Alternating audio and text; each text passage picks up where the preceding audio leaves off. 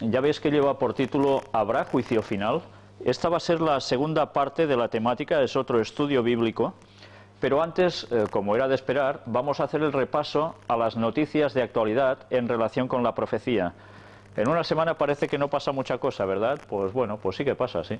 Vamos a hablar como es costumbre ya, la parte de la crisis.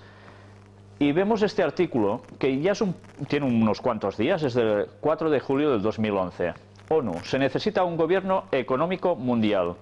¿Por qué os pongo esto aquí? Para que veáis que hay una extraña relación entre pedir un gobierno económico mundial que funcione distintamente de lo que está establecido ahora actualmente, porque si nos vamos dando cuenta, veremos cómo hay más personas que están pidiendo lo mismo y parecen que sean totalmente opuestos. Los indignados animan a reclamar un nuevo orden político y económico en la manifestación global del sábado, y esto fue el 13 de octubre.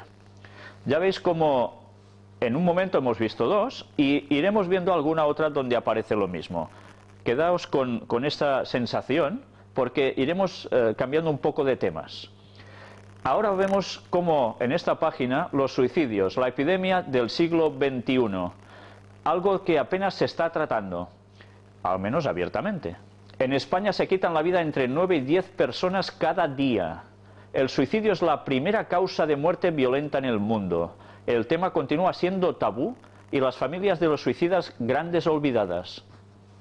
La OMS demanda a autoridades y gobiernos que adopten medidas.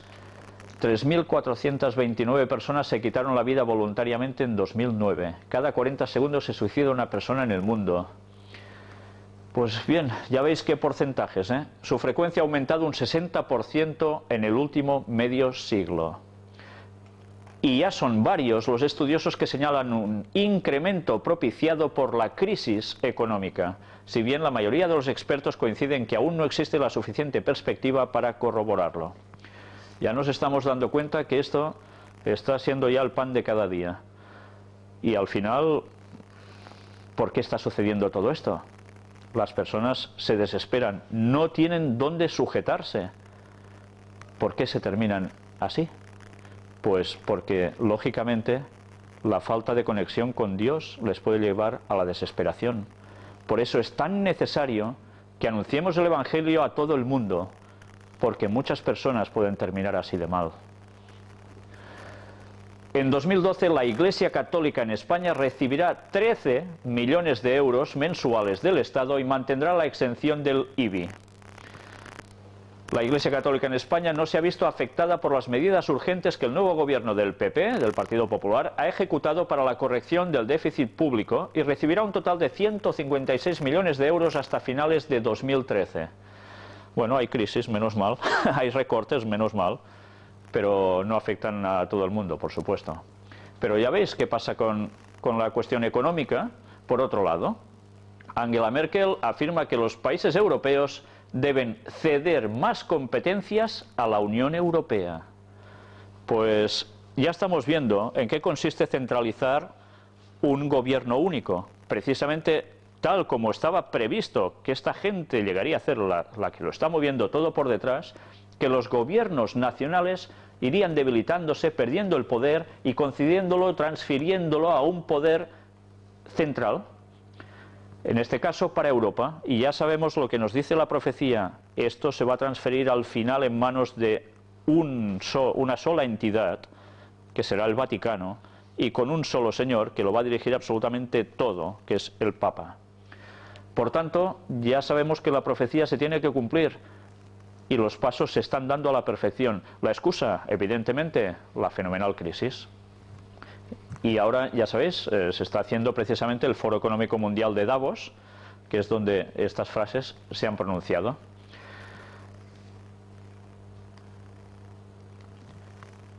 FCH sostiene encuentro en Davos con Nicholas Berggruen. Informa la Presidencia de la República que durante la reunión el mandatario conoció la visión y las propuestas del instituto dedicado a investigar nuevas ideas para el buen gobierno en el mundo. ¿Sabéis? Es curioso ver cómo lo que aquí aparece en este artículo, os lo voy a leer rápidamente, es una idea de algo que no es de actualidad absoluta, porque ya hace años se estaba trabajando para esto. Hay un libro de un señor llamado Gary K., que ya hablaba, y lo presenté alguna vez en una muy anterior conferencia, de las primeras quizás, donde él hablaba de cómo se estaban juntando ciertas personas de mucho relieve para preparar un gobierno mundial.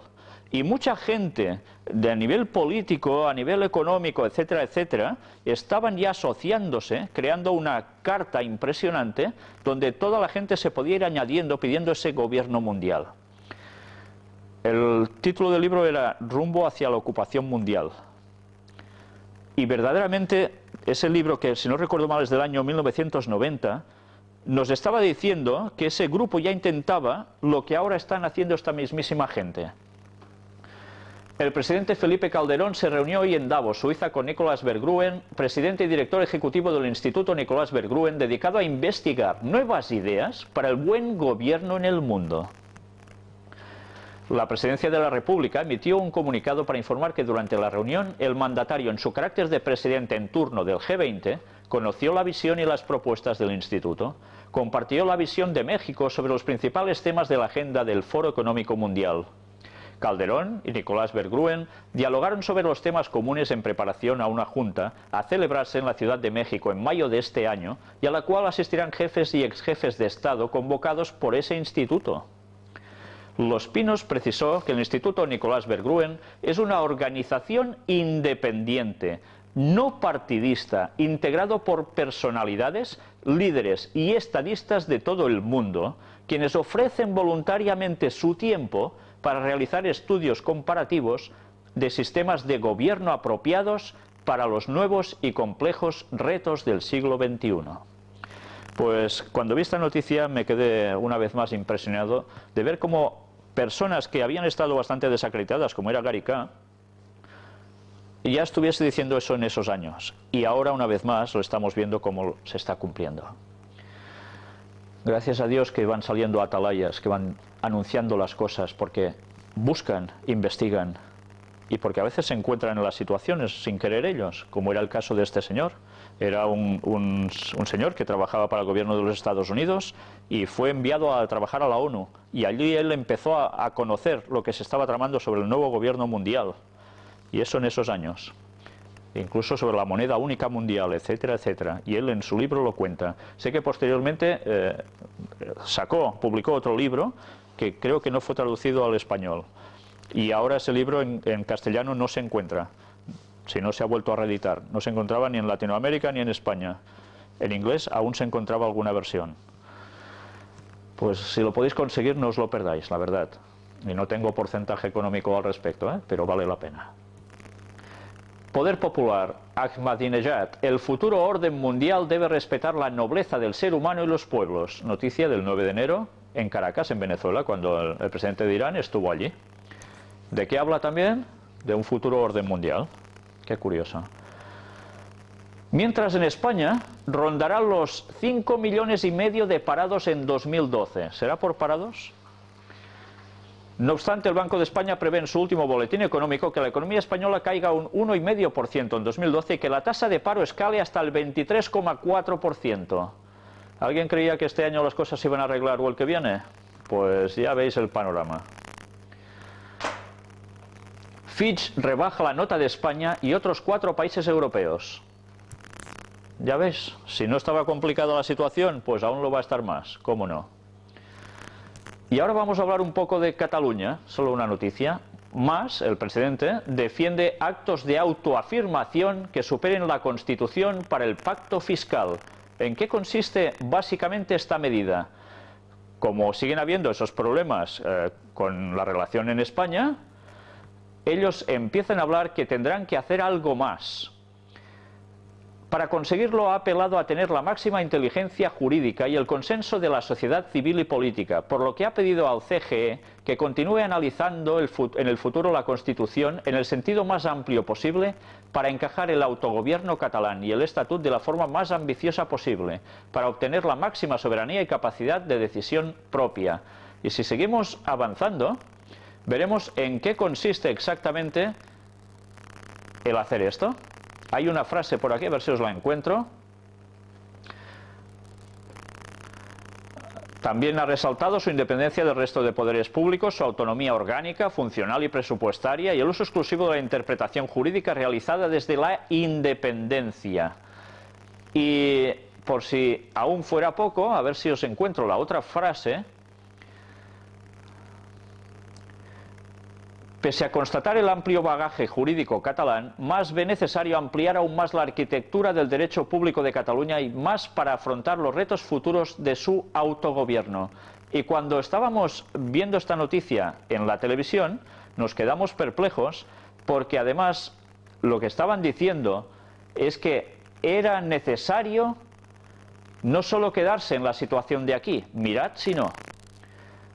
Y es que ha advertido, puede llegar un momento en que las diferencias entre el resto del Estado y las instituciones catalanas sean suficientemente grandes como para que Cataluña, atención ahora lo que va a decir, tenga la necesidad de abrir nuevos caminos, que algunos interpretarán que son de confrontación, pero que serán de autoafirmación, que le obliguen a imaginar caminos legales, no solo catalanes ni españoles, sino también internacionales, para legitimar posiciones que estén fundamentados en la democracia y en la expresión del pueblo de Cataluña. ¿Recordáis lo que dijimos que harían ellos? Buscar apoyo internacional. Ya lo están haciendo. Ya lo están haciendo. Para que España, aunque diga que no a la independencia de Cataluña, la presión internacional les pueda. Todo está súper bien preparado, es lógico. Los cerebros que hay detrás lo hacen muy bien.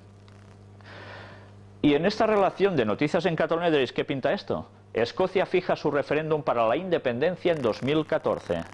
Ya sabéis que precisamente hace 700 años que, o hará 700 años en Escocia, en 2014, de esa famosa batalla en la cual algunos vieron en película llamada Braveheart, donde Escocia va al ataque y bueno, se lía la que se lía allí, ¿no?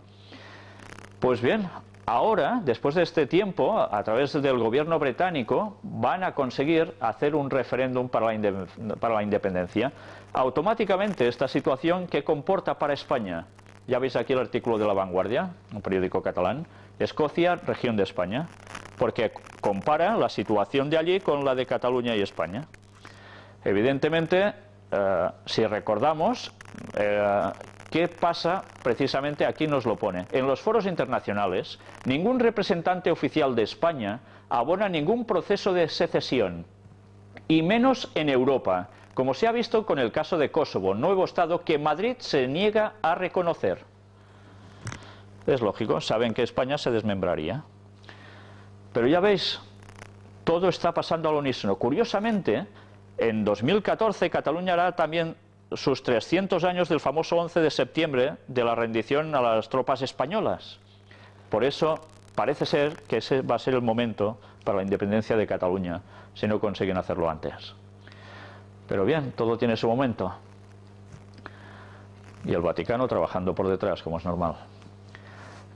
Vamos a hacer ahora un repaso a una noticia de Mateo 24, 6 y 7, de guerras y rumores de guerra. Recordamos este texto muy bien, ¿verdad? Pues Argentina podría declarar un bloqueo aéreo sobre las Malvinas. Si recordamos hace muchos años, yo era jovencillo, ya hubo una gran confrontación en las Malvinas entre Argentina e Inglaterra. Sabéis que es una zona estratégica y Inglaterra no la quiere perder. Entonces, ahora vuelve a surgir una vez más la situación tensa. Pero ya veis que la situación se está tensando ya en varios países de Latinoamérica. Recordemos una vez más el informe de las Fuerzas Aéreas Norteamericanas, donde decía que en Latinoamérica iba a haber guerra en esas zonas, por esos países. Por tanto, parece ser que las cosas las están trabajando ya muy bien. No todo va a ser Oriente Medio, por supuesto, para desgracia. Isaías 17 del 1 al 3. Una vez más vamos a hablar sobre Damasco, Siria en general. Siria rechaza el plan de la Liga Árabe por el cual al-Assad cedería el poder a su vicepresidente. La situación, una vez más, se sigue tensando, no hay solución. Los países del Golfo deciden retirar a sus observadores de Siria. Cuando eso pasa, ya sabéis que las cosas se complican grandemente.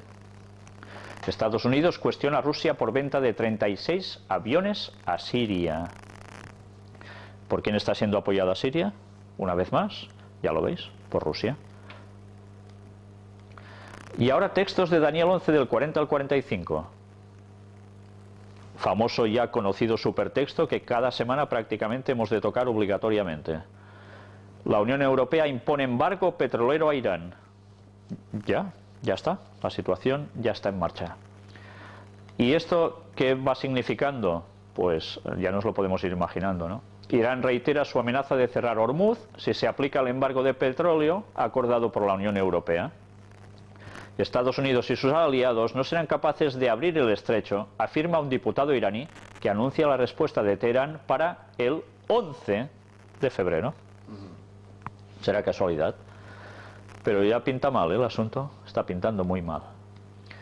Mientras tanto, Francia eleva la tensión con Turquía al adoptar la ley sobre el genocidio armenio. Ya vimos la disputa que hay, ¿no? Que ahora en Francia va a ser penado si alguien niega ese genocidio.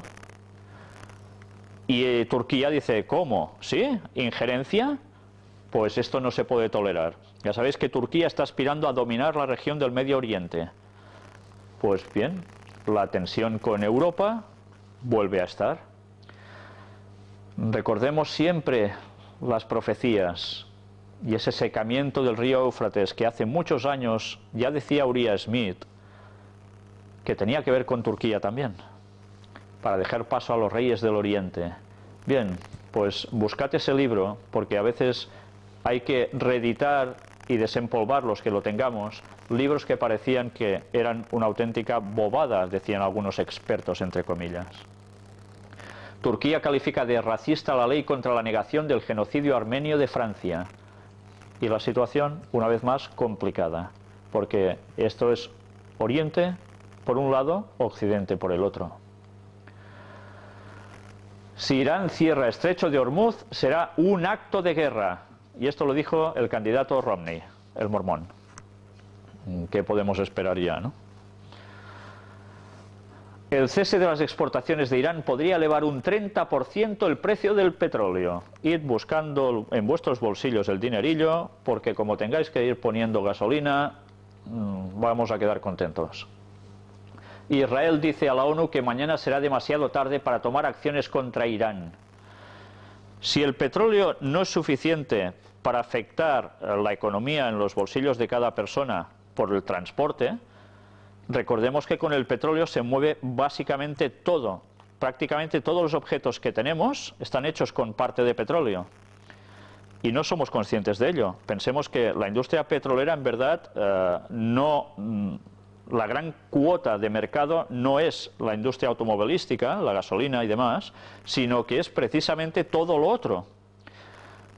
Pues bien, si eso va a complicar, encarecer la vida en general, el coste de la vida, la situación es tan tensa, y como hay además alguien que está implicado en que Irán, si consigue arma nuclear, sea fulminada, o eso es lo que se está diciendo, ¿qué pasa? Israel dice a la ONU que mañana será demasiado tarde para tomar acciones contra Irán. El embajador de Israel ante Naciones Unidas, Ron Prosor, ha afirmado este martes que mañana será demasiado tarde para tomar acciones contra Irán, y se ha quejado de que el Consejo de Seguridad se encargue de la construcción de asentamientos en Cisjordania en un momento en el que el mundo árabe está en llamas.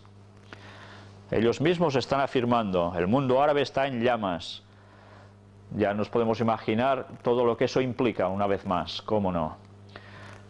Ellos no tienen manías, están hablando de que harán lo que haga falta para parar esa situación. Bueno, no sabemos si es verdad o no, que van por arma nuclear. Nosotros, la gente de a pie, no tenemos ni idea. Oímos las noticias y hemos de creer o no en lo que nos dicen. Pero ya veis la situación. Irán, por un lado, está buscando energía nuclear, dicen, y otros dicen que no, lo que están buscando es arma nuclear. Y esto no se puede tolerar, porque En verdad, todos van, teóricamente, todos los países árabes contra Israel. O todos o prácticamente todos. Es su tercer suministrador más importante, China. La norma que prohíbe importar petróleo iraní no es constructiva. ¿Quién está más en el terreno? Antes hemos visto Rusia apoyando Siria y ahora hemos visto también China apoyando Irán. Estados Unidos y países europeos envían más barcos al estrecho de Hormuz. A este paso no van a caber. Estados Unidos y los países europeos confirmaron que el domingo atravesó el estrecho de Hormuz una flota de 6 buques pertenecientes a Francia, Reino Unido y liderados por el Abraham Lincoln de Estados Unidos en un nuevo capítulo que agrava las tensiones entre los países occidentales e Irán. Pues ya veis cómo se está poniendo la situación, ¿eh? Irán puede dejar Europa sin petróleo desde la próxima semana. Y como vimos también, España precisamente es un lugar donde el petróleo de Irán va. Pues nada, a prepararse toca, porque como pase esto pronto, ya empezamos a ver una situación complicada, ¿eh? Y ahora vamos a hablar un poco sobre Apocalipsis 13. Apocalipsis 13 es donde se habla de las dos bestias, que ya sabemos por interpretación profética, como hemos demostrado ampliamente en estas conferencias, sobre todo de la 8 a la 10, que la primera es el Vaticano y la segunda es Estados Unidos, y que trabajan juntitos de la mano para conseguir ciertos objetivos, que va a ser que todo el mundo ceda su poder ¿a quién? A Roma, al papado. Apocalipsis 13, 7 y 8 y 9 nos dice: y se le permitió hacer guerra contra los santos y vencerlos. También se le dio autoridad sobre toda tribu, pueblo, lengua y nación. Y la adoraron todos los moradores de la tierra, cuyos nombres no estaban escritos en el libro de la vida del Cordero, que fue inmolado desde el principio del mundo. Si alguno tiene oído, oiga. Y 11 y 12 nos dice: después vi otra bestia que subía de la tierra, y tenía 2 cuernos semejantes a los de un cordero, pero hablaba como dragón. Y ejerce toda la autoridad de la primera bestia en presencia de ella, y hace que la tierra y los moradores de ella adoren a la primera bestia, cuya herida mortal fue sanada. Ese es Estados Unidos, apretando las clavijas a todo el mundo para que den su poder y todo a la bestia, al Vaticano. Se sometan a él, en definitiva. Y veamos qué está utilizando ya este gran poder militar que es Estados Unidos. Gran hermano a vista de pájaro. Estados Unidos usa drones para vigilar a su pueblo. ¿Libertad? ¿Sí? La libertad se va a terminar por todos lados. Y vamos a ver una serie de noticias donde no podemos hacer otra cosa que quedarnos muy impresionados de cómo ya están cerrando el círculo. Twitter limitará los contenidos en algunos países. Empieza el asunto de censuras.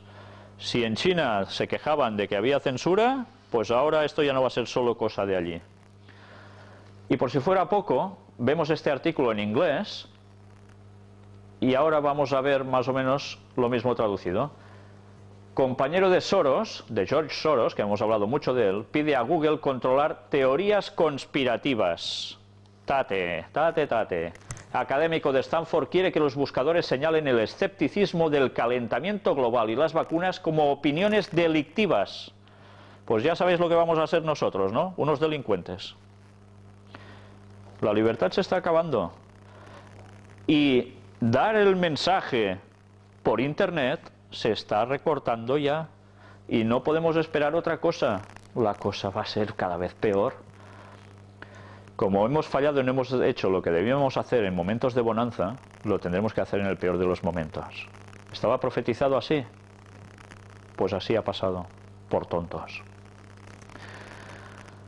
Todo el artículo es muy bueno. Ya veis que ahora lo que se va a hacer es desviar toda la atención hacia páginas que teóricamente sean buenas. Las otras van a ser tildadas pues de todo lo que nos dice teorías conspirativas. Y finalmente esto habrá que terminar de recortarlo, lógicamente. Esto representa otro esfuerzo por ganar una guerra de la información que el establishment está actualmente perdiendo. Como Hillary Clinton misma admitió, por no crear un orwelliano nuevo ministerio de la verdad de Internet, como Bill Clinton pidió, mejor atribuir este rol al mayor guardián del Internet, Google. Casi nada. Y aquí tenemos otro artículo en inglés. Y ahora, en español. Google prepara gran maniobra para concentrar datos personales de sus usuarios. Google implementará a partir de marzo nuevas políticas para acceder a sus servicios que tienen como base una extensa concentración de información personal de sus usuarios. Y la cuestión, una vez más, sigue siendo lo mismo, el control. Ya vimos por dónde se empezó, ¿no? Por Megaupload se cortaba. Bien, pues la cosa se está extendiendo. El ecosistema de Google se apiña y unifica las condiciones de uso. Y aquí nos va explicando el porqué de todo esto y el para qué.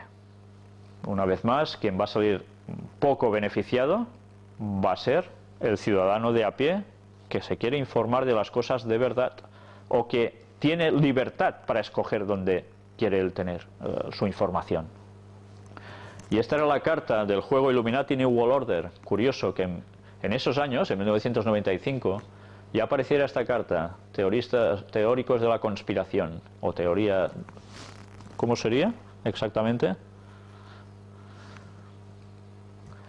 Pues bien, la conspiración, ellos lo tenían previsto que iba a suceder, porque es lógico, gente tendría que salir diciendo las cosas, y...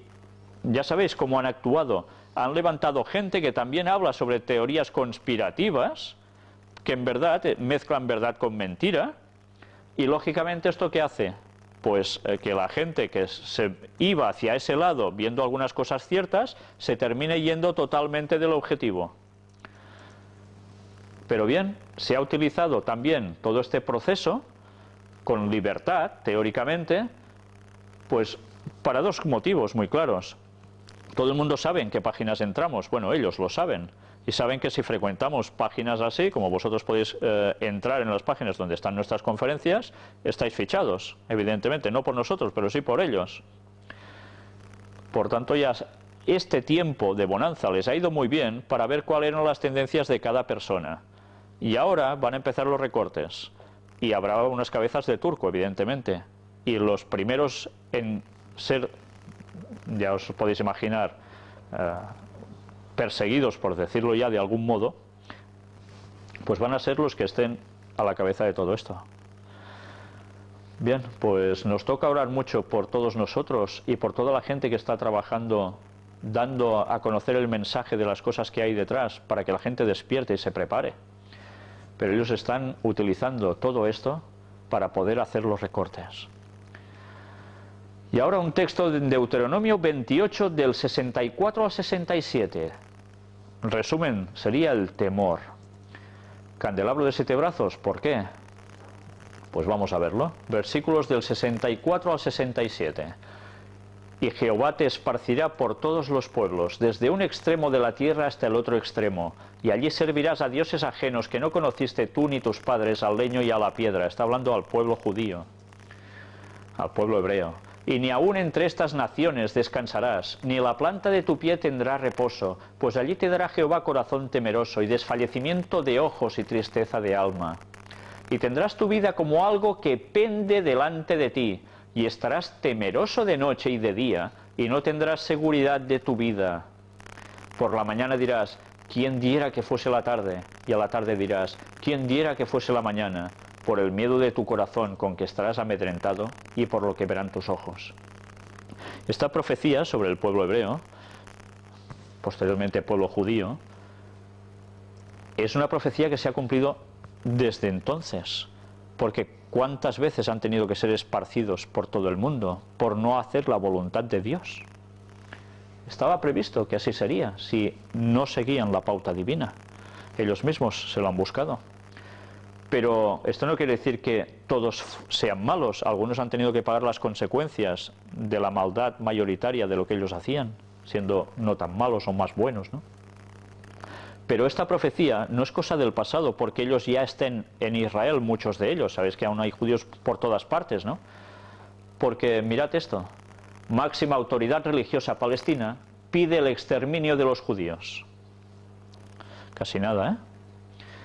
Y esto durante la celebración del 47º aniversario de la fundación de Fatah, el pasado 9 de enero. Mirad lo que nos pone aquí. Aseguró que la hora de la resurrección no llegará hasta que los musulmanes no luchen con los judíos y les exterminen. La hora de la resurrección no llegará hasta que no luchéis con los judíos. El judío se esconderá detrás de las piedras o los árboles, y a continuación las piedras o los árboles os llamarán: oh musulmán, siervo de Alá, hay un judío detrás de mí, ven y mátalo, dijo ante decenas de personas. Estas palabras fueron captadas en varios vídeos que se han difundido rápidamente por YouTube y otras redes de vídeo. Bien, qué declaraciones de amor, ¿eh? Pues esta es la situación.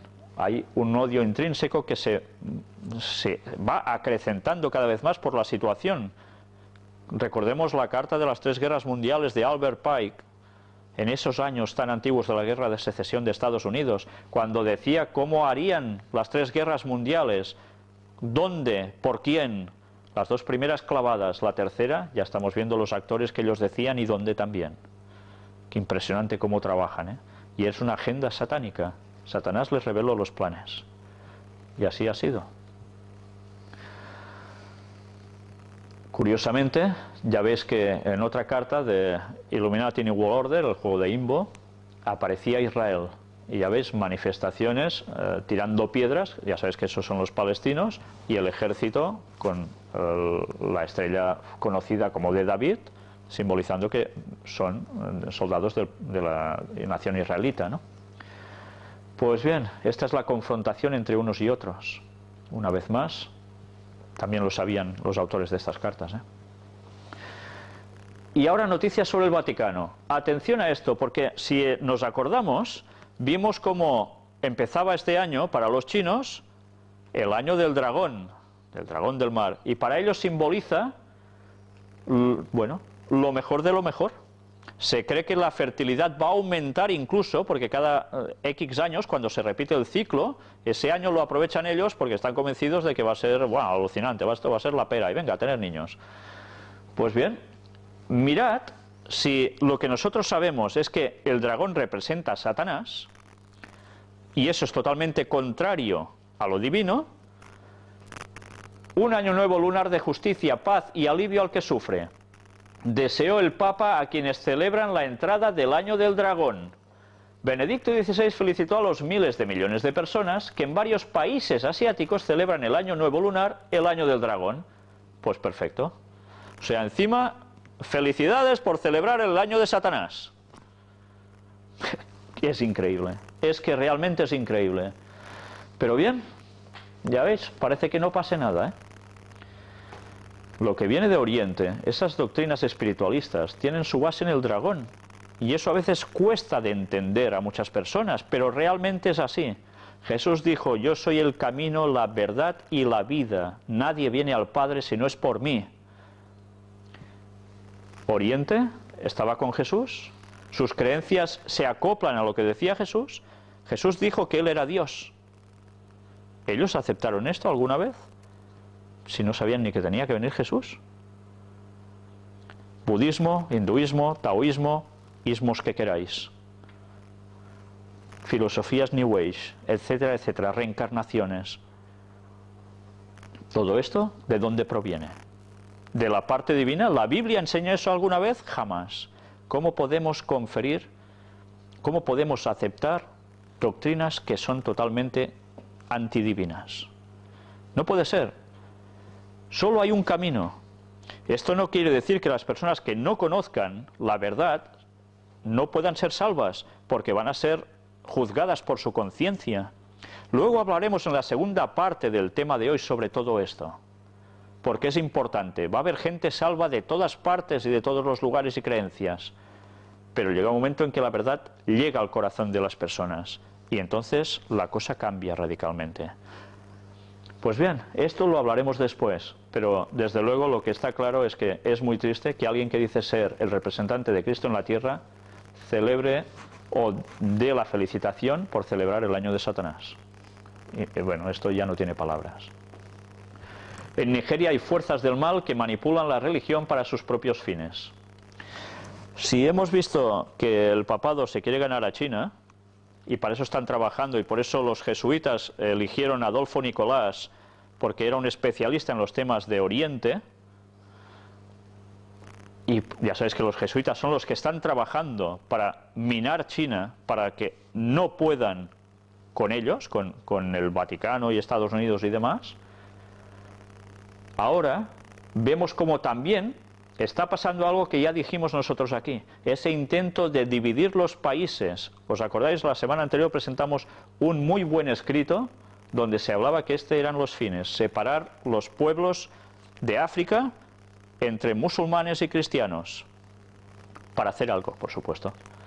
Evidentemente, petróleo por en medio, pero hay muchas excusas para poder mandar. Cuando en Nigeria dicen que hay fuerzas del mal que manipulan la religión, lo están comentando unos obispos.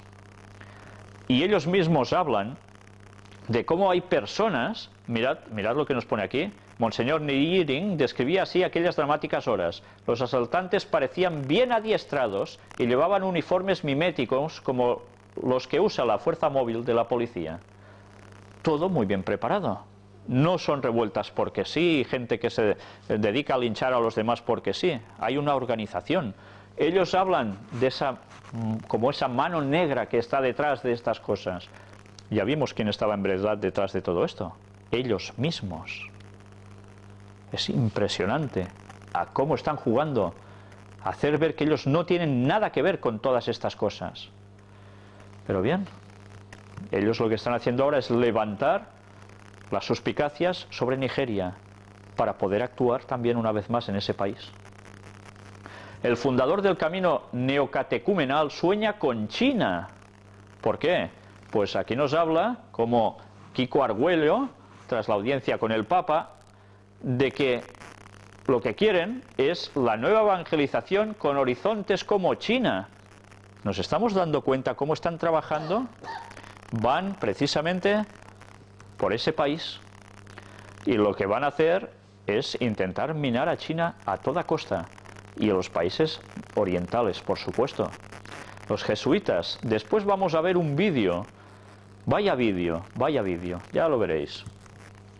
Nuevos desafíos para el testimonio de las iglesias en Europa. Encuentro de las confesiones cristianas en Ginebra. Y sigue el ecumenismo. Incluso en el centro de Suiza, John Knox, un importante reformador de la Edad Media. Y ahora están trabajando bajo los nombres de un gran reformador que era contrario a Roma para precisamente hablar de ecumenismo. ¿Cómo han cambiado las cosas? ¡Qué vergüenza! Menos mal que aún gracias a Dios hay protestantes que sin ser adventistas se dan cuenta de dónde los están llevando también, al ecumenismo.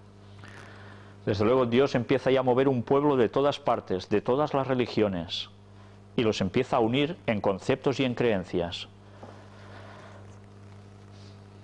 Eso estaba profetizado que pasaría, es el último tiempo, esto se acaba.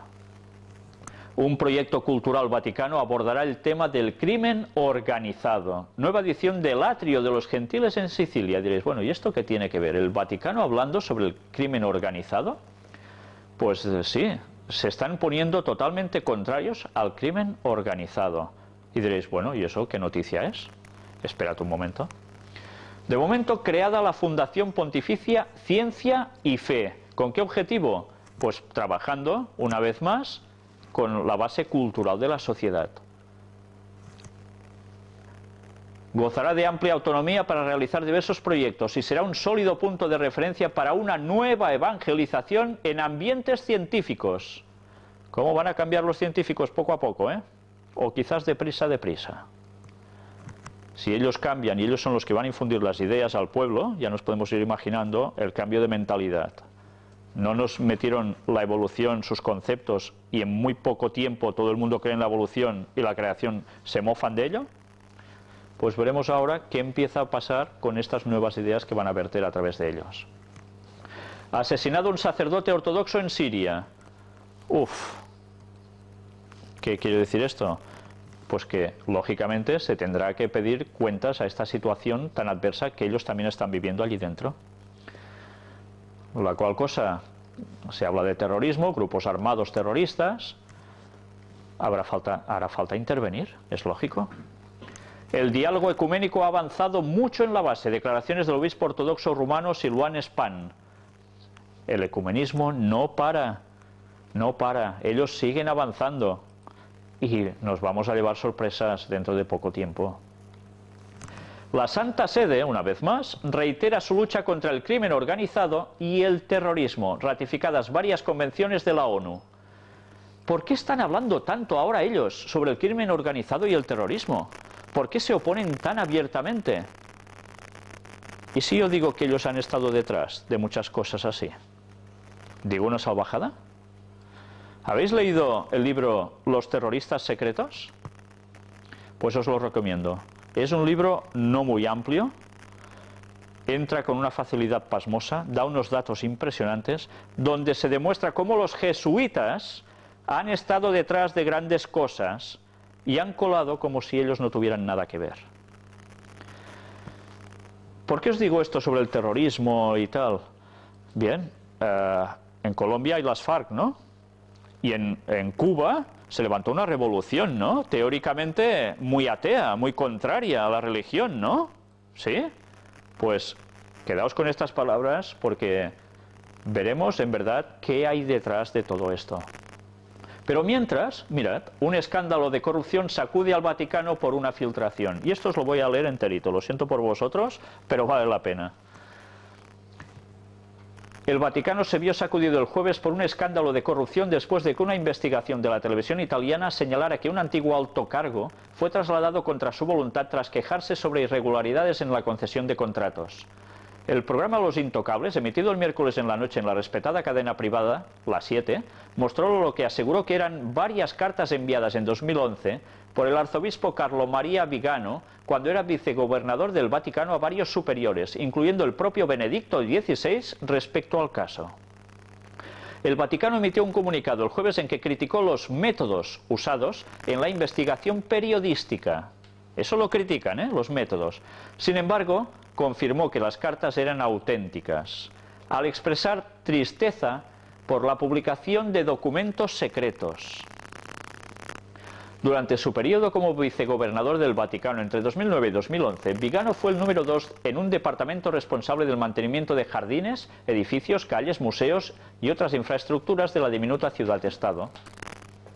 Vigano, que ahora es el embajador del Vaticano en Washington, afirma en las cartas que cuando asumió el cargo en 2009, descubrió una red de corrupción, nepotismo y tráfico de influencias vinculados a la concesión de contratos a compañías externas a precios inflados. En una de las misivas, le cuenta al Papa acerca de una campaña de desprestigio en su contra por parte de otros funcionarios del Vaticano que buscaban su traslado, disgustados con sus drásticas medidas para ahorrar dinero de la Santa Sede limpiando sus procedimientos. Santo Padre, mi traslado justo ahora provocaría mucha desorientación y desaliento en aquellos que han creído que era posible limpiar tantas situaciones de corrupción y abuso de poder que han estado enraizadas en la administración de tantos departamentos, escribió Vigano al Papa el 27 de marzo de 2011, de esto no hace tanto, ¿eh? En otra carta fechada el 4 de abril de 2011, Vigano afirmó haber descubierto que la administración de algunas inversiones del Vaticano había sido confiada a 2 fondos gestionados por un comité de banqueros italianos que velaban por sus propios intereses más que por los nuestros. En la misma carta afirmó que en una sola transacción financiera en diciembre de 2009 nos hicieron perder $2,5 millones. Son pobres, ¿eh? La Iglesia. Y eso es lo que perdieron. Imagínate lo que ganaron. El programa entrevistó a un hombre identificado como miembro del comité de banqueros que dijo que Vigano se creó una reputación de aguafiestas entre compañías que tenían contratos con el Vaticano debido a su insistencia en la transparencia y la competencia. La cara y la voz de esa fuente fueron distorsionadas electrónicamente para ocultar su identidad. No me extraña. Aunque su campaña de transparencia y reducción de costes ayudó a que el presupuesto de la Ciudad del Vaticano pasara de déficit a superávit, una serie de artículos no firmados criticándolo por poco eficaz aparecieron en el diario Il Giornale, propiedad del hermano del ex primer ministro Silvio Berlusconi. El 22 de marzo de 2011, el secretario de Estado Vaticano, Tarcisio Bertone, informó a Vigano que sería trasladado a otro cargo pese a que debía durar hasta 2014. En su comunicado, el Vaticano dijo que la investigación periodística trató asuntos complicados de un modo parcial y banal, y que podría adoptar medidas para defender el honor de personas moralmente elevadas que sirven lealmente a la Iglesia. Casi nada, ¿eh? Yo aún sigo pensando que dentro del Vaticano Dios aún tiene personas de verdad, porque está profetizado que de ellos también saldrán gente que se va a unir al pueblo de Dios, porque son sinceros en lo que ellos creen. Y cuando descubran la verdad del sábado y otras cosas más, terminarán aceptándose y pasándose al pueblo de Dios. Y en los peores momentos van a ser muy, pero que muy valientes. Pues bien, ya veis qué cosas pasan en el Vaticano, ¿eh? Corrupción, cómo no. ¿Alguien se creía que eso no pasaría allí? Y ahora atención, si antes os hablaba de lo que hacen los jesuitas, ya sabéis que este señor que veis en pantalla, Fidel Castro, ¿dónde fue educado? Ya lo vimos una vez, con los jesuitas. Vamos a ver qué pasa. Esta foto la hemos visto muchas veces, ¿verdad? Cuando él está en la selva, etcétera, etcétera, en los momentos de la revolución, en Cuba. Pero diréis, esta foto no, como nos dice el titular, prohibida por 50 años, no, porque esta la hemos visto. ¿Vale? Pero vayamos a ver una cosa, porque curiosamente ahora alguien va a ir a la isla cubana. ¿Quién va a ser? El Papa. Y ahora, mirad qué casualidad, que ya veis cómo hay esa mediación de la Santa Sede, de la Iglesia Católica, para liberar gente, presos políticos y demás cubanos, ¿verdad? Ahora que el Papa va a ir allí, mirad qué sale. Resulta que el jesuita Fidel Castro estaba retratado con alguien que aguantaba a una virgen con el niño. ¿Ah? ¿Y no eran ateos? ¿No era una revolución comunista esto? ¿Qué pasa aquí? Pues ya os podéis imaginar lo que pasó detrás, ¿no? No hace falta ser muy listo. Pues ya veis los jesuitas lo bien que han trabajado, haciendo ver lo contrario a lo que son. Pues allí los tenéis. Y ahora sale esto a la imagen, esta imagen sale así. ¿Por qué? Pues lógicamente, si el Papa va a ir allí, ahora resulta que ese distanciamiento no es tal con el Vaticano. ¿Cómo va a ser tal si en verdad todo es lo mismo? Pues ya veis qué cosas pasan en este mundo, ¿eh? Qué cosas. Y ahora sí vamos a entrar un vídeo del pastor David Gates, al cual conozco personalmente y muy satisfecho de haberlo conocido a él y a su esposa, porque considero que son personas que marcan la vida a cualquier otro. Son verdaderamente buenos cristianos de verdad. Ellos son misioneros y además mueven muchas televisiones y emisoras de radio por todas partes del mundo, trabaja activamente por todas partes. Él no para un momento, y os lo digo porque lo he notado, he estado con él, y eso no son formas de hablar. Es un hombre verdaderamente que trabaja por la causa de Dios a tope, a tope. Vais a ver en este vídeo una experiencia que él narra sobre los jesuitas. Y veréis cómo él habla en inglés, está subtitulado en español. Yo lo iré, pondremos la voz un poco más baja suya en inglés. Yo iré leyendo los subtítulos para aquellas personas que no pueden leer en pantalla y no saben inglés. Vamos pues a entrar ese vídeo.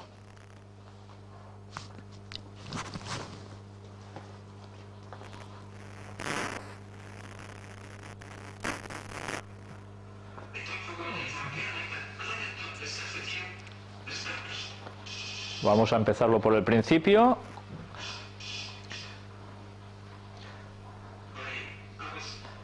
Yo estaba en Idaho y una doctora mexicana vino a verme, una señora, y me dijo: tengo un consultorio en México, vuelvo a repetir, y a mi compañero se le acercó un católico que le dijo: El obispo está muriendo de cáncer, pero él sabe que ustedes, los adventistas, tienen un mensaje especial de salud. ¿Estarías dispuesto a tratarlo? El doctor dijo, con la condición de que le pueda dar al obispo estudios bíblicos. Yo fui a explicarle a él de dónde salía el mensaje pro salud. Ella fue, habló y regresó, y el obispo dijo que sí. De acuerdo, envía al obispo a mi oficina. Entonces el obispo empezó a llegar, lo pusieron en un plan especial, oraron con él, y muy pronto el cáncer empezó a desaparecer y eventualmente totalmente desaparecido. Entonces ahora es el tiempo del doctor de tocar a la puerta del obispo. Hola hermano obispo, estoy aquí para un estudio bíblico, ¿puedo entrar? El obispo dijo, por favor. Ellos hablaron por un rato y le dijo, quiero discutir con usted el espíritu de profecía y cómo nos dio el mensaje pro salud. ¿Podría hacer eso? El obispo dijo, sí, pero antes de que lo hagas, ¿puedo mostrarle algo? Ven conmigo a mi biblioteca. Entonces fueron a la biblioteca. Y en la biblioteca todos los libros publicados de Ellen White. El doctor estaba pasmado. Hermano obispo, ¿cómo rayos tiene usted todos estos libros? Obispo, ¿y he leído cada uno de ellos también? Doctor, usted lo ha hecho, ¿y qué piensa de ellos?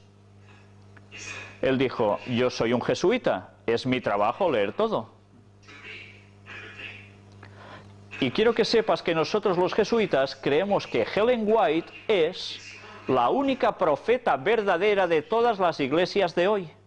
Y creemos todo lo que ha escrito, y le voy a decir otra cosa. Es por eso nosotros que queremos que los adventistas del séptimo día crean en nada de lo que ella ha escrito. Porque si ellos leen, ellos van a saber todo y todo lo que nosotros estamos planeando en hacer. Estas fueron noticias sorprendentes para nuestro doctor. Ustedes saben todo lo que nosotros hacemos y nosotros no vivimos ni actuamos en la luz que hemos recibido. No sé qué os parece esto. Pero conociendo a este señor yo sé que no miente para nada. Él habla del espíritu de profecía, de esa gran parte fundamental que tiene la iglesia cristiana adventista del séptimo día, que fue esa profeta llamada Ellen White, y que ahora está siendo atacada continuamente como que si era masona, que si ese obelisco que hay por ahí, etcétera, etcétera, que no paro de tener que decir a muchas personas que me escriben, ese obelisco que está en la tumba de los White, no lo puso ella, ni lo puso su marido, se puso cuando murió su marido, su esposo, y fue una donación de la gente del lugar a él, porque lo apreciaban muchísimo. Evidentemente, seguramente habría masones allí, que yo no sé si lo hicieron de buen corazón o preparando luego el camino que Satanás ahora aprovecha para esto precisamente, para hacerla colar a ella como masona. Y a su marido también. A ella se le dijo que le querían hacer un monumento al marido. Ella dijo, vale. Y le dijeron, le haremos un monumento quebrado. Y ella dijo, no, quebrado no, mi marido no ha muerto renegando del Evangelio, no se ha quebrado bajo el peso del Evangelio. Y entonces le pusieron el obelisco. Evidentemente ella, ya sabemos que sabía cosas sobre las sociedades secretas porque un ángel le había revelado y tuvo unos diálogos con un tal señor llamado Folgit de Australia, donde ella en visión había visto y le había escrito una carta durante tiempo antes, que finalmente se la llevó personalmente, porque ese señor estaba puesto en sociedades secretas en masonería, siendo adventista, y tenía un alto cargo como adventista y un alto cargo en la masonería. Y ella a través de visión le hizo los gestos que el ángel le había hecho a ella que le transmitiera. Y eran los signos secretos que ellos utilizan. Cuando él vio que esta señora sabía todo esto, se quedó helado. Y a tal punto, y es lógico, porque Ellen White era una señora sin ningún estudio. La masonería no suele coger gente cateta, ¿sabéis? Y Ellen White era una mujer de la que diríamos cateta en este sentido, porque ella dejó estudiar muy temprano debido a una pedrada que alguien le dio. Por tanto, ella no podía saber esto, no la hubiesen aceptado en ninguna logia masónica. ¿Cómo iba a ser ella masona? Pero ahora están sacando libros intentando aprovechar esa circunstancia de ese obelisco. Ella evidentemente sabía lo que se le mostró, pero no lo que no se le mostró. ¿Cómo iba a saber ella lo del obelisco si el ángel no se lo decía? Si ella no sabía nada de esto. Solo escribió bastante sobre las sociedades secretas, pero siempre inspirada por Dios, que es lo que le dictaba. Yo sinceramente creo que Dios permitió que eso pasara, de que le pusieran ese obelisco allí, para probar la fe de la gente en verdad. Si se quieren conformar solo con una apariencia sin indagar más allá. Y esa prueba es tanto para adventistas, que ahora se enteran de eso, como para la gente que también dicen, ostras, pero si tiene eso ahí, bien, pues cuidado, debemos buscar a fondo para comprobar las cosas. No sirve solo mira, es que ha hecho con la mano un gesto. Bueno, cuidado, puede ser casual. Miremos si verdaderamente cumple otros requisitos. Pues eso es lo que debemos hacer, debemos indagar. Y la verdad es que ella destapó todo lo que iban a hacer las sociedades secretas, provocando ellos la venida del falso Mesías en el tiempo del fin incluso. Y ya vemos que todas sus profecías se han cumplido. Y habló del mensaje pro salud. A ella se le revelaron mensajes sobre salud impresionantes. ¿Por qué el pueblo de Dios adventista es normalmente más longevo que el resto? Pues porque siguió las directrices que le daba el espíritu de profecía. Y así muchas otras cosas. Pues bien haría la gente en leerse todo eso, porque mirad si los jesuitas lo saben. Ellos saben la verdad, que es inspirada por Dios, la única profeta que ha habido de verdad en tiempo moderno, no otros que han hecho ver que lo eran. Y mirad, ¿qué hacen? Pues desvirtuar para que no crean en ella. ¿Y eso lo hacen solo desde fuera? No. Hay que ser muy burro para solo atacar desde fuera. ¿Cómo han actuado siempre los jesuitas? Infiltrando. Con la cual cosa, ya sabemos que infiltrados lo están la Iglesia Adventista. Por supuesto. Y eso no tiene que alarmar a nadie, eso sencillamente tiene que hacer que la gente esté atenta y sepa realmente lo que cree y lo que hacen estos señores, porque si no, los van a llevar a otros derroteros y a otras creencias que para nada eran la de los pioneros. Y eso debemos conocerlo todos, adventistas sobre todo. Hay que saber quién es quién. Y si eso se denuncia y hay pruebas de que son masones o son jesuitas ciertas personas, pues algo hay que hacer. Y no hay que acallar y desestimar a la persona que dice eso si hay pruebas. Pero a veces eso pasa. Por desgracia eso pasa. Pero bien, ya veis cómo los jesuitas trabajan y muy bien, muy bien.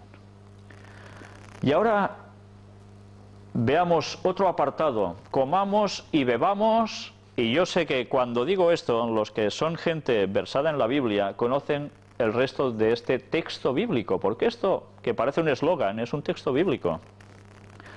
1 Corintios 10 tiene un versículo, el 7 y otro, el 31, muy interesantes.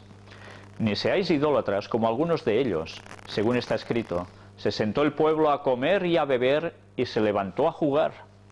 El versículo 31 dice, si pues coméis o bebéis o hacéis otra cosa, hacedlo todo para la gloria de Dios. Y el 1 Corintios 15, versículo 32 nos dice, si como hombre batallé en Efeso contra fieras, ¿qué me aprovecha? Si los muertos no resucitan, comamos y bebamos, porque mañana moriremos. Y esto lo escribió el apóstol Pablo. La gente normalmente, ¿qué hace? Pues un ídolo del comer y el beber. Si les perjudica, les importa un rábano. Es que está muy bueno de sabor, por tanto, para adentro. ¿Y que, por qué? Si son 4 días. Son 4 días, es igual. Venga a meter cosas que no convienen. Con mi cuerpo hago lo que quiero. ¿Vale? Y el pueblo sigue jugando. Y él nos dice que si comemos o bebemos o hagamos otra cosa, que lo hagamos para la gloria de Dios. Algún día hablaremos en profundidad sobre nuestro cuerpo, cómo debemos tratar con nuestro cuerpo, porque Dios también nos exige sobre nuestro cuerpo, que en verdad no es nuestro, es suyo. Fuimos comprados por sangre en su sacrificio en la cruz. Pero preferimos nuestros ídolos, ¿verdad? Y ya veis, qué parte tan importante. Si nuestra fe en la creencia de la resurrección de Jesús es tirada por tierra, Jesús no resucitó, era un payaso que afirmaba ser Dios, todo no serviría de nada.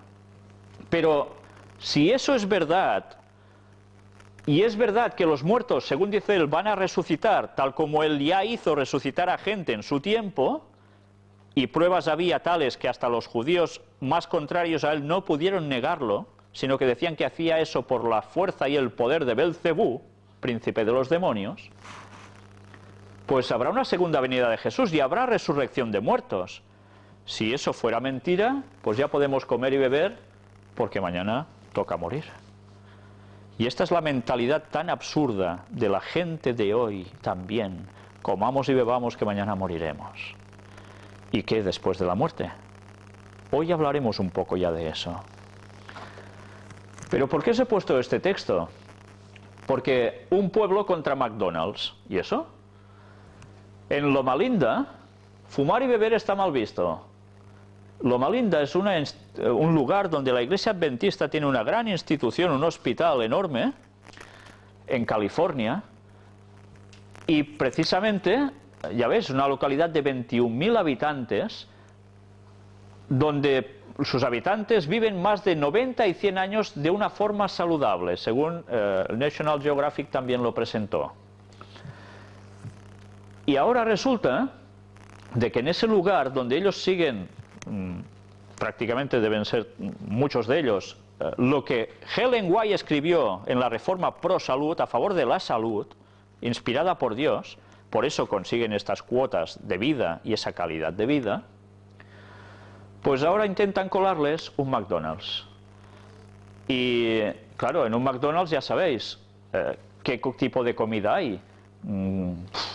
Grasas las que queráis, que para nada benefician, y además venga hamburguesas, y no suele ser una hamburguesita solo, suele ser una doble o cosas así, la Big no sé qué. Pues bien, claro, esto es meter calorías al cuerpo, tantas como queráis y más, si lo mezcláis con patatas, bebidas, colas, etcétera, ¿no? Luego, ¿qué pasa? Obesidad por todas partes, problemas de esto, problemas de lo otro. Ellos, gracias a Dios, parece ser que se han negado. Pero claro, tarde o temprano, ya sabéis que las presiones van a seguir avanzando. Cada vez con la crisis hacen falta lugares de empleo. Decían que esto crearía empleo. Era una buena tentación, ¿verdad? Ojalá sigan fieles hasta el final. Pero ojalá los adventistas de todas partes sigan fieles en la dieta pro salud, siendo vegetarianos y haciendo ejercicio y durmiendo lo adecuado y cuidándose en las avenidas del alma, lo que vemos, lo que oímos, todo. Ojalá, porque es la única forma de estar firmes hasta el final y poder durar más tiempo y con más calidad de vida para dar más y mejor el mensaje a las otras personas. Y los que no son adventistas, pues deberían pensárselo, porque cuando hablemos del tema se darán cuenta también de la importancia que Dios tiene con nuestros cuerpos y mentes. Y ahora vamos a hablar de cyborgs. Todos sabéis lo que son los cyborgs, ¿no? Pues aquí tenéis el cyborg del tercer ojo. ¿Qué es esto? Resulta que este señor, Neil Arbison, vive con un dispositivo electrónico en su nuca que traduce los colores en sonidos. Él tiene una extraña enfermedad. Tiene la extraña enfermedad que no es que sea daltónico, es que solo ve en blanco y negro. Y al final, a través de un aparatito que lo lleva siempre con él, hasta se ducha con él, consigue, a través de notas musicales, a través de los colores que le entran, en saber discernir cada cosa de modo distinto.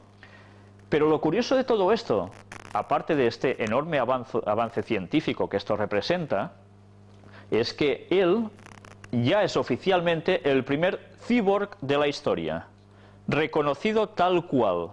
Tuvo que acreditar con papeles médicos a la hora de hacerle los papeles de su identificación personal, y ya consta como el primer cyborg. Y diréis, bueno, ¿y esto qué tiene que ver? ¿Os acordáis que hablamos de los antediluvianos, no?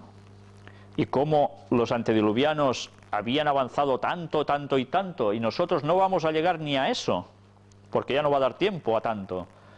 Pero vimos también cómo la gente cada vez podía llegar a ser híbridos. Pues ya veis, ahora ya no solo es por cuestión de genéticas, mezclas genéticas, sino que también a través de cosas mecánicas, de artilugios. Y todo esto tiene una gran importancia, porque se está hablando, y ya lo presentamos en anteriores conferencias, de cómo se intenta ya implantar chips en las personas para que tengan más facultades en distintas cosas. Vimos también cómo un chip instalado en el nervio óptico va a hacer ver o captar todo lo que nosotros somos y que luego se podrá transferir a otro cuerpo humano y parecerá que somos nosotros en otro cuerpo. ¿Hasta qué punto se está llegando ya, con la ciencia? ¿Y el chip que nos van a implantar a todos? ¿Para comprar? ¿Para vender? Pues bien, mirad, cuando vi este artículo enseguida relacioné con esta carta del juego famoso de Limbo. Ya veis aquí. Esto es una calavera con un ojo humano, pero ¿qué lleva incorporado por aquí? Cables electrónicos, chips, cyborgs. Caray. Ya sabían que esto llegaría a suceder, ¿eh? Y nos podemos ir preparando porque veremos cómo la ciencia va aumentando en estas cosas. Y cuando veáis esto, soldados cyborgs, os acordaréis de alguna peliculita, creo que de Van Damme, si no recuerdo mal, ¿no? Soldado Universal, ¿no? Bien, pues estas cosas son las que nos podemos ir preparando. Ya vimos también como ahora a través de una lente puesta en el ojo veríamos como si fuéramos el Terminator, ¿no? Con los datos que nos van saliendo y tal. Pues es con lo que se está empezando a preparar todo. Imaginaos, cuando llegue la persecución religiosa más impresionantemente salvaje que haya vivido este mundo sobre los adoradores del sábado, ¿a qué extremo de persecución se va a llegar cuando la gente llegue a tener en sus cuerpos cosas parecidas a esta? No sabemos hasta qué punto va a ser generalizado, pero sí sabemos que habrá suficientes tecnologías como porque si no somos protegidos por Dios aquí no queda ni uno. Cuando Ellen White dijo que normalmente imaginamos los problemas más graves de lo que realmente son cuando nos enfrentamos a ellos, dijo que ante la persecución final todo lo que imaginemos va a ser poco. Nos vamos a quedar cortos.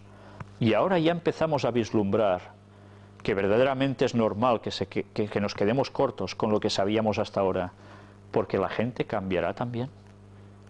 Los aparatos están en juego.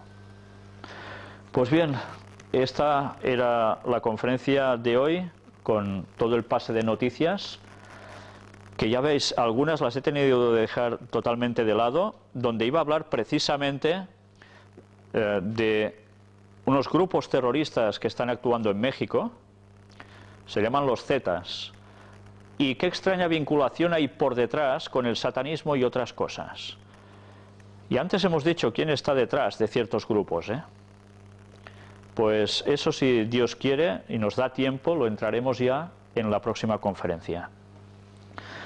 Pues bien, de momento nada más. Os dije que tenía una sorpresa deparada para vosotros, para de aquí poco tiempo, pero lo hemos de prolongar aún un poco. Pero solo os digo una cosa, la cosa ha ido muy, pero que muy bien, gracias a Dios. Pues bien, por mi parte ahora, sencillamente, dejaros con la presentación de lo que vamos a seguir ahora, que es la segunda parte, un estudio bíblico sobre ¿habrá juicio final?